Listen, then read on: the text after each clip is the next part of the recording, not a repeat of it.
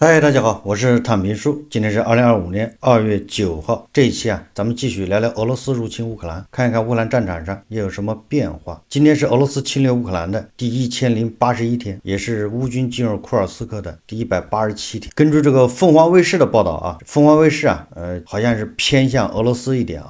更多一点。凤凰卫视说乌军打响库尔斯克反包围战。凤凰卫视卢宇官库尔斯克报道说，俄罗斯南部库尔斯克州苏贾的乌军反包围战役7日打响。这个7日正好是乌军进入库尔斯克半年这一天，乌军不仅没有被赶出库尔斯克，他反而还来劲了，还按照凤凰卫视的说法，还打响了反包围战。说此前一天，乌军3个战术营实施了火力侦察，乌军从苏梅州机动2个旅开始包围车臣阿赫迈特特种部队和顿巴斯国际旅结合部阵地。7日，俄军库尔斯克前线战报指出，2月6日，乌克兰军队占领了科尔马科夫和法纳谢耶夫卡2个定居点。乌克兰总统泽伦斯基7日指出，早在去年6月，乌军提出2个月将特战部队渗透到了库尔斯克州的后方。乌特战队有计划地摧毁了俄军在后方的防空阵地和弹药库等，并破坏了铁路和公路桥梁，测量标记了重要坐标。俄地方军政官僚麻痹大意，欺上瞒下，隐瞒了这些动向。就是地保老人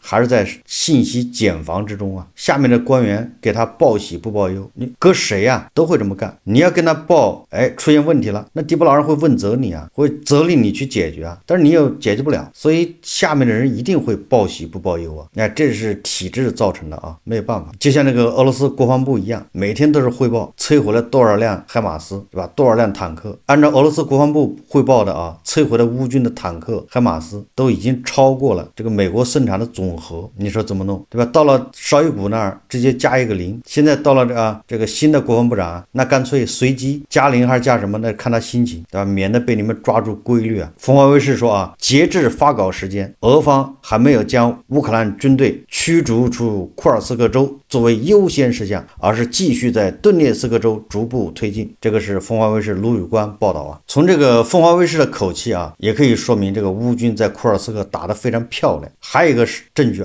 就是俄罗斯的空降兵第11旅指挥官叫帕维尔·菲利亚耶夫，今天被解职。你好好的他在库尔斯克前线打仗呢，被解职，那只有一种可能，那就是这个仗打得太烂，不能让他再指挥了。这也从侧面说明在库尔斯克的俄军是损失惨重不是什么给乌军包饺子不是什么诱敌深入确实是打不过人家，没招这个乌军在库尔斯克具有顽强不屈的战斗力，在库尔斯克发动的这个反攻突破了俄罗斯防御阵地，至少前进了5公里，解放了几个村庄。大家不要小看这几公里你在库尔斯克就是俄罗斯境内，你每往前推进1公里，那对地保老人来说都是个沉重的打击都是响亮的耳光死伤几十万俄军，最终侵占乌克兰，对吧？几百平方公里的土地，他怎么弥补在库尔斯克的损失呢？关键地保老人塑造的形象，他的人设就是他是可以保护俄罗斯的，有他在，俄罗斯不可能遭受打击。结果偏偏在他手上，俄罗斯这将近100年呢，对吧？80年没有挨过别人打，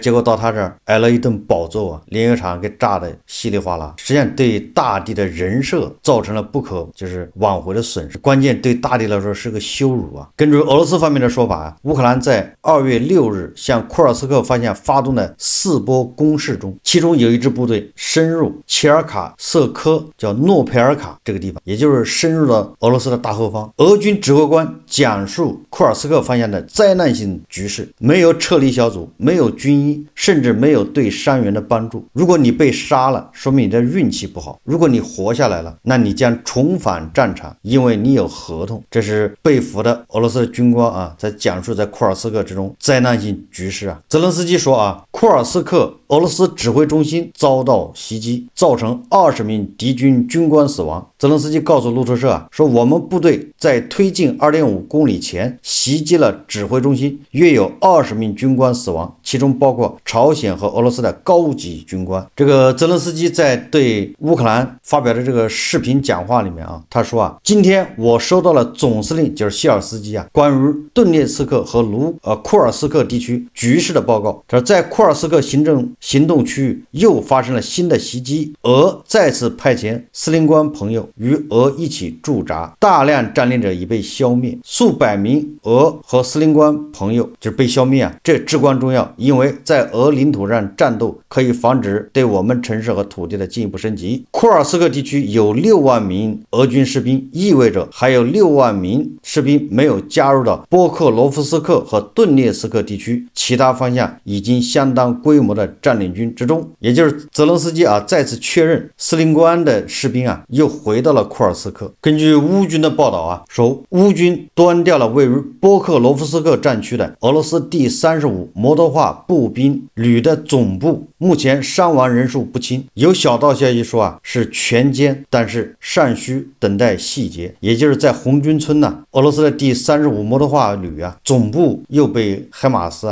给光顾了，钢雨系统在那儿进行了摧毁，那损失肯定是相当惨重，具体到什么程度再进一步核实现在这个在克里米亚也是暗流涌动怎么这么说呢？由于这个俄罗斯国内很多炼油厂重要的设施老是遭到乌军的打击，所以这个俄罗斯没有办法又从克里米亚撤走很多防空系统，安装到国内大型炼油厂、油库等重要能源设施周围，用以阻拦乌克兰的无人机袭击。这就是典型的拆东墙补西墙，因为他自己的防空力量有限，只好先守国内高价值目标，也就是他要先守他的钱袋子。这第一说明这个乌军持续不断的打击俄罗斯境内的这些炼油厂起到了效果，疼了，所以他没有办法只好从克里米亚撤这些防空系统回防。第二个说明什么呢？说明这个时候克里米亚空虚，俄军是顾头不顾尾首先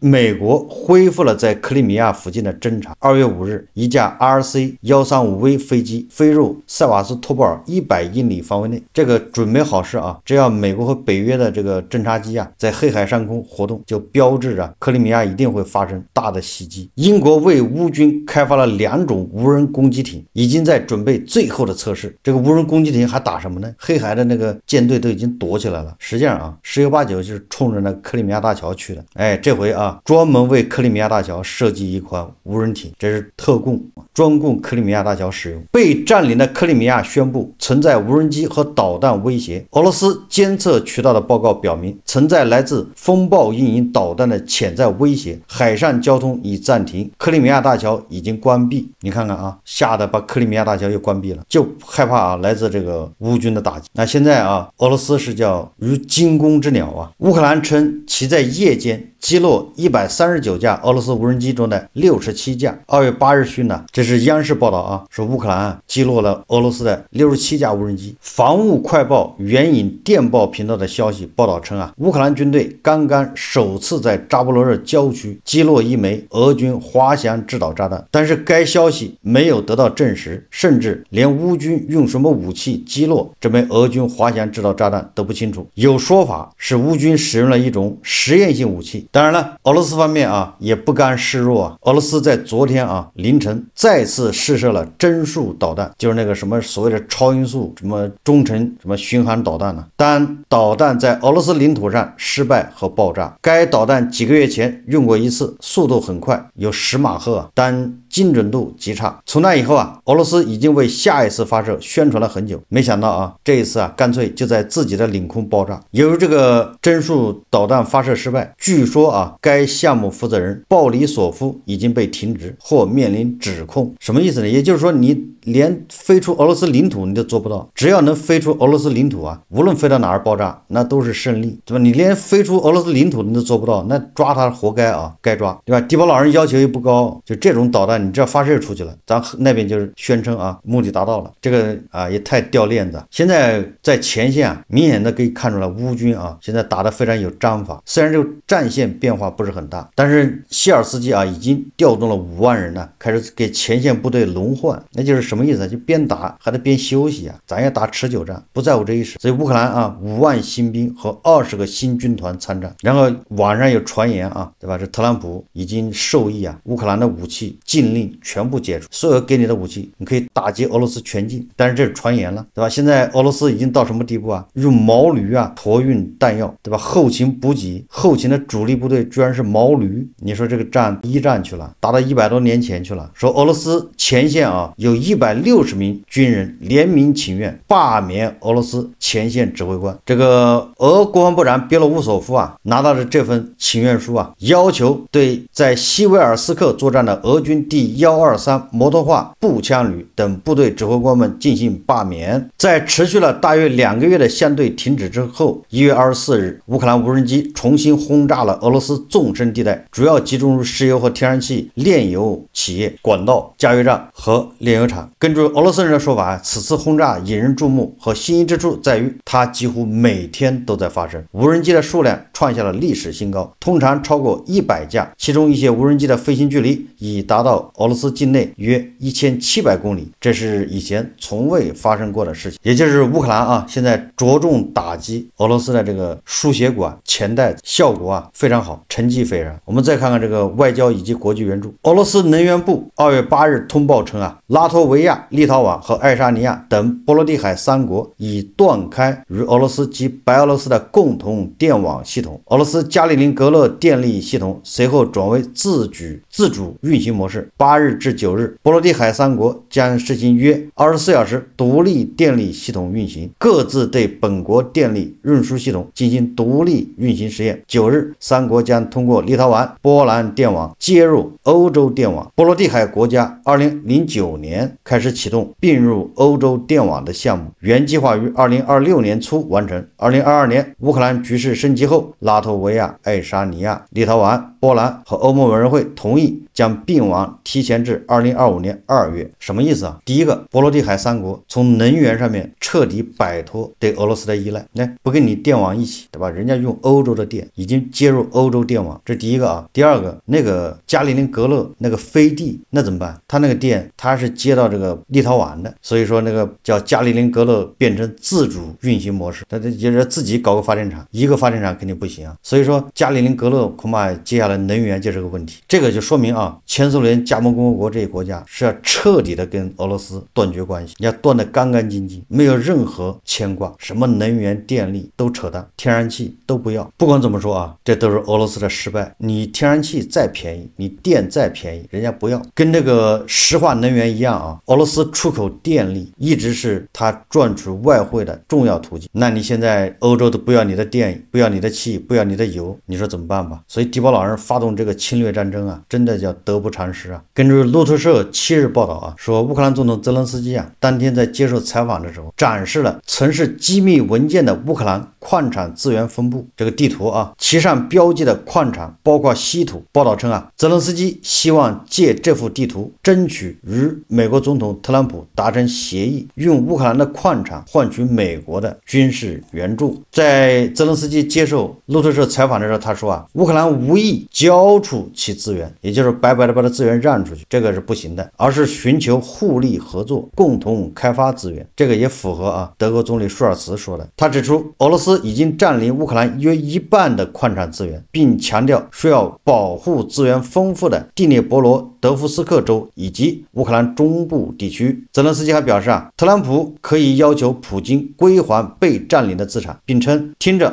你刚刚夺走了数万亿美元，这不行，你必须归还属于其他国家的东西。此外，他强调美国作为乌克兰最大的支持者，应在经济收益上享有优先权。那对于特朗普啊，希望得到这个乌克兰的稀土矿产资源，那俄罗斯方面怎么说呢？俄罗斯安全会议副主席梅德韦杰夫表示啊，美国总统特朗普称要乌克兰向美国供应稀土等资源，来换取美国对乌克兰的支持，而欧洲将不得不为支持乌克兰付出沉重代价。据纽约时报报道啊，针对特朗普的此番言论，一位匿名的乌克兰高级官员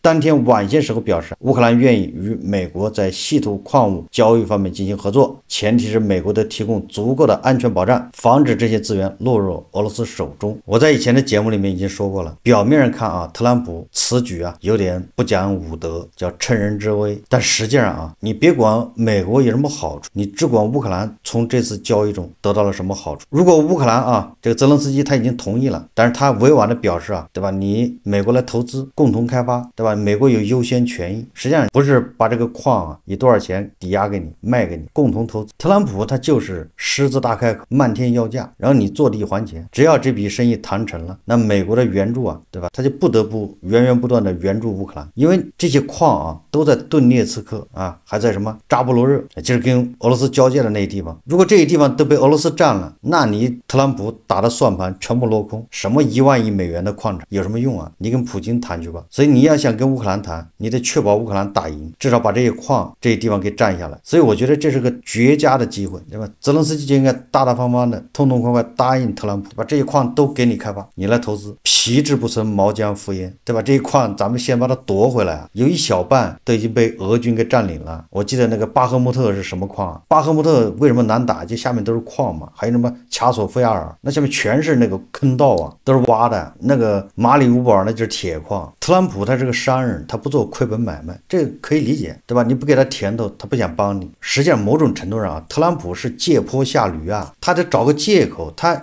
竞选的时候他就说了不帮乌克兰，对吧？要停止军事援助。那乌克兰打这个仗就是冤大头，瞎胡闹，对吧？你为什么要跟俄罗斯打仗？因为他竞选的时候他说了24小时停火，对吧？他就不支持泽连斯基。但是现在呢，形势逼着他也知道不支持泽连斯基，不支持乌克兰，但是他也不能掉链子，对吧？那大哥要面子啊，普京要面子，特朗普他不要面子啊，他也要面子啊。这个时候实际上他就应该支持乌克兰，给俄罗斯施压，但是他也不能说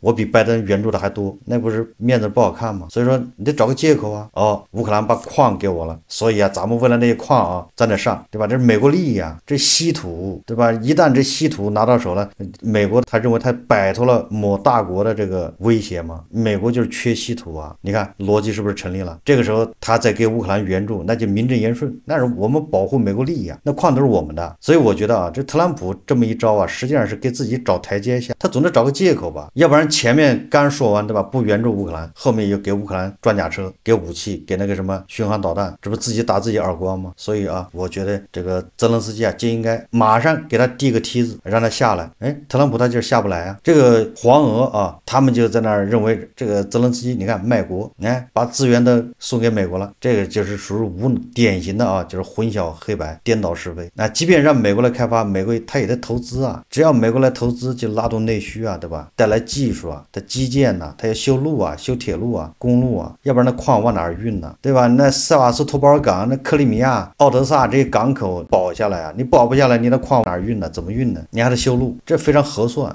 如果不跟美国合作，让俄爹占了，俄爹给个毛给你啊？这是黄俄的逻辑啊，就是你得送给俄爹，跟美国合作那是卖国，你给俄爹那就对了。所以你看黄俄把那个什么几百万平方公里给了俄爹，他也不提啊，他觉得很荣幸。你说俄爹能看得上，那就是面子啊，那是3辈子修来的福分呢。俄爹看上了，他是这个逻辑啊，宁愿白送给俄爹，你也不能跟人合作开发，给爹那是正道，对吧？黄俄就是逻辑啊。根据这个法新社报道啊，说特朗普表示啊，说我下周可能与泽连斯基总统会面。当记者询问两人这次会见是否在华盛顿举行时，特朗普回答说啊，可能在华盛顿见面，我不打算去基辅。同一天，泽连斯基在接受媒体采访时表示，他愿意与川普就乌克兰稀土等关键矿产达成协议，以换取安全保障。你看看这泽连斯基很聪明啊，赶紧跟人达成协议。你想你的矿产一半还在俄罗斯人嘴里面，你特朗普想要是吧？那你得帮他抢回来啊。但是特朗普的话不能全信啊，他说他不去基辅，这也保不齐他哪天头脑一热跑到基辅去见泽连斯基都有可能。就他的话你不能信啊，他说他不想去基辅啊，在华盛顿见，保不齐在波兰见也有可能，甚至整到匈牙利去见，这特朗普不是干不出来啊。因为匈牙利那个欧尔班是特朗普的小迷弟啊，特别崇拜特朗普。去那个什么匈牙利的那叫布达佩斯吧，在那儿见特朗普，见泽连斯基不也挺好的？普京也说不出个啥出来，因为匈牙利跟俄罗斯关系他也说得过去啊。这个英国外交部说啊，普京对谈判不感兴趣，乌克兰战争还将持续数月。英国外交大臣大卫·拉米在接受《卫报》采访时表示，乌克兰战事在未来几周内停火的可能性很小，因为普京对谈判不感兴趣。他指出尽管美国试图充当调解人，但乌克兰军队仍将继续为国家的未来而战，战斗还将持续数月。我一直说普京是最盼着和谈，但是他又焦虑，因为和谈就要让步，他也不想让步，他就想按现在的战友的实控线停火和谈，但这个是不可能，所以他比较焦虑形势逼迫他不谈不行。那泽连斯基就非常，我发现泽连斯基现在越来越成熟对吧？前一阵子他是坚定的不谈，就是要打到底，现在他马上身段就变软了，可以谈，他还能直接跟普京谈，为什么呢？我以前已经说过这个道理这叫占据道德的制高点。那即便你是被人揍的，你是受到不公平待遇的这一方，你也不能放弃和谈这条路，因为整个世界都愿意和谈，不要打。所以你如果是反对和谈，实际上你就得罪了很多国家。所以这个道德制高点要站，就是愿意和谈，但是至于怎么谈，那再说嘛。和谈不代表你必须要让步我就是不让步，对吧？领土就是要领土完整，主权完整，凭什么不能谈？现在球在地保老人脚下，地保老人现在非常难受，他想谈又不想谈，想谈就是俄罗斯拖不下去了，不想谈是什么意思你看看你库尔斯克被人占着一大块，你要还是不要？1300平方公里也不多，地保老人说我拿乌东4个州1300平方公里跟你换，这是正常的谈法吧？你说泽连斯基会答应吗？人不答应，对不对？我这1000平方公里，我得换你3000平方公里，甚至换你2个州，你不同意，那我就不同意。不是1平方公里换1平方公里，没那么简单。但是库尔斯克如果在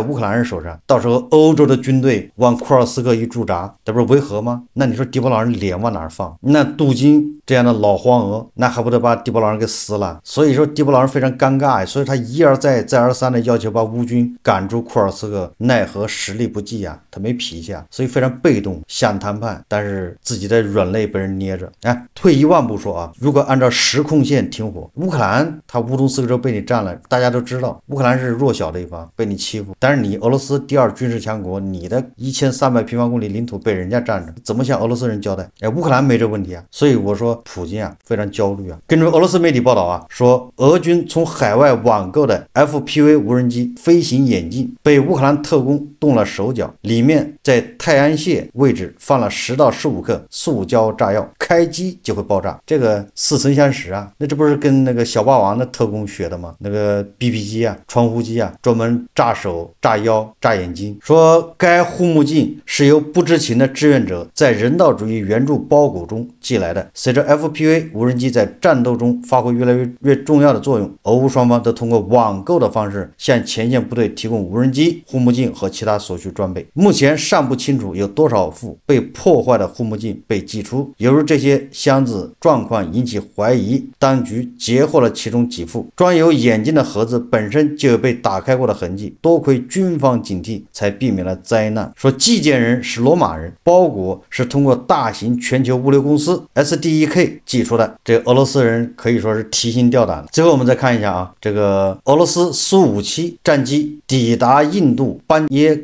加罗尔耶拉汉卡基地，准备参加印度航空2025航展。俄罗斯国防出口公司 CEO 表示希望与印度达成苏57战机的购买或者本地生产协议。这个又是出来兜售他的破铜烂铁来了，找冤大头大冤种来买他的那些所谓的第5代战机。那去看印度上不上当了。不过印度上当也吃不了什么亏，为什么呢？因为印度他付卢比无所谓这个时候谁坑谁还不知道，反正俄罗斯没少被这个印度坑呢，鹅毛不薅白不薅地保老人这种情况下还能坚持多长时间？一旦下一周泽连斯基跟特朗普达成交易，就是把那个稀土矿给美国开发，那地保老人心里就哇凉哇凉的，大势已去离那个歪脖子树又近了一步。好，这期节目我们就聊到这里，感谢大家收看。如果喜欢我的节目，欢迎订阅转发，也可以在下方留言评论，谢谢大家。